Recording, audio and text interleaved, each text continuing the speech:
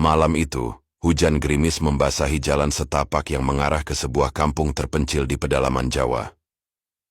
Kampung itu bernama Kampung Misteri, sebuah nama yang diberikan bukan tanpa alasan. Sudah banyak kisah mistis yang menyelimuti kampung tersebut, mulai dari suara tangisan di tengah malam, bayangan hitam yang melintas di antara pepohonan, hingga penduduk yang tiba-tiba menghilang tanpa jejak. Rian, seorang jurnalis muda yang memiliki ketertarikan terhadap hal-hal mistis, mendengar tentang kampung misteri dari seorang narasumber. Ia pun memutuskan untuk datang ke kampung itu guna mengungkap kebenaran di balik cerita-cerita menyeramkan yang beredar. Ketika ia tiba di pintu gerbang kampung, suasana terasa berbeda. Udara terasa lebih dingin daripada seharusnya, dan langit tampak lebih gelap meskipun bulan purnama bersinar terang. Penduduk kampung yang melihat kedatangannya hanya menatapnya dengan tatapan curiga dan penuh ketakutan. Seorang pria tua dengan wajah keriput dan mata sayu menghampiri Rian. "Nak, sebaiknya kau pergi sebelum terlambat," katanya dengan suara bergetar. "Apa maksud Pak Tua?" tanya Rian. Penasaran, pria itu hanya menggelengkan kepala dan berlalu begitu saja.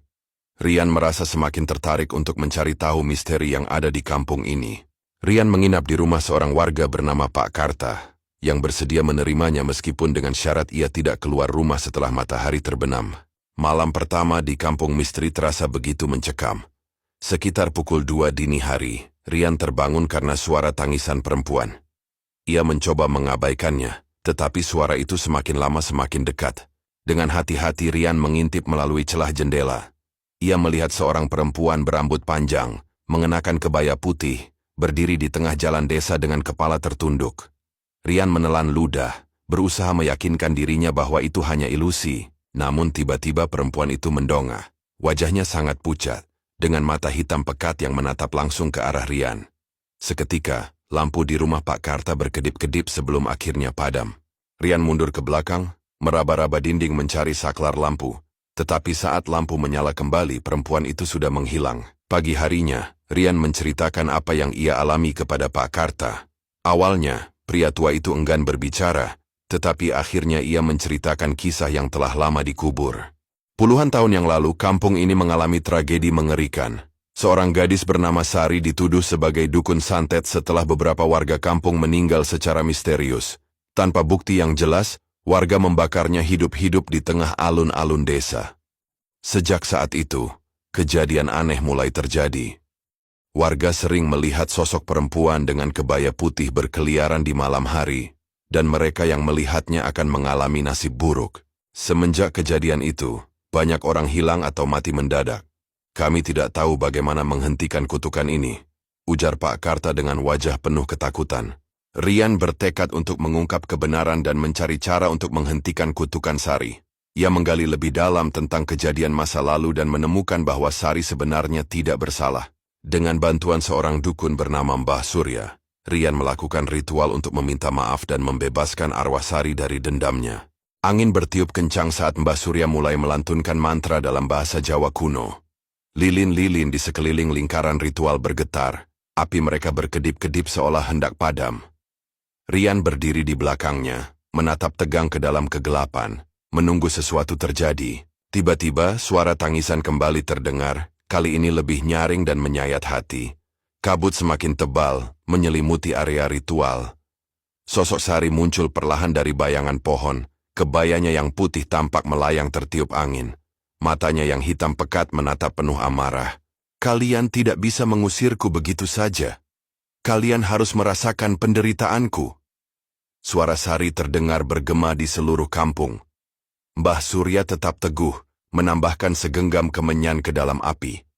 Asap putih mengepul, memenuhi udara dengan aroma menyengat.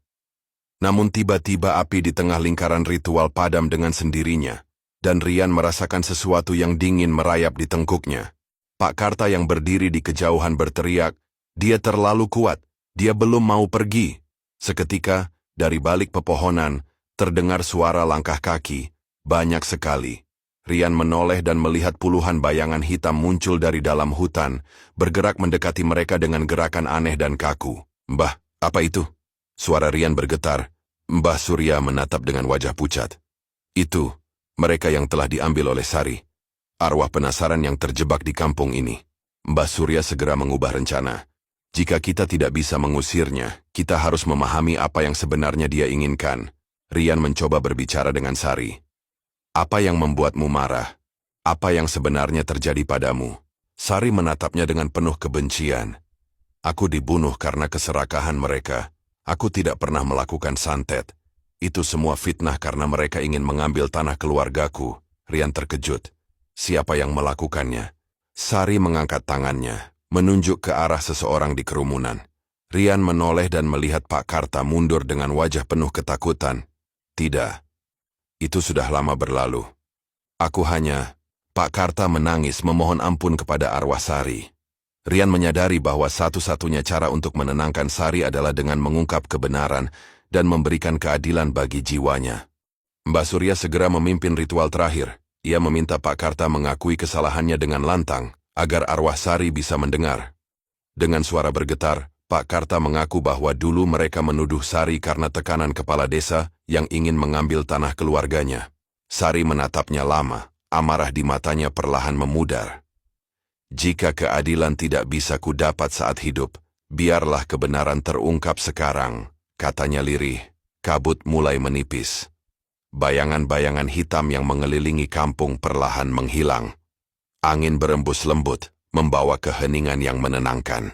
Keesokan harinya Rian mencatat seluruh kejadian itu dan berjanji akan menulis kisah sebenarnya.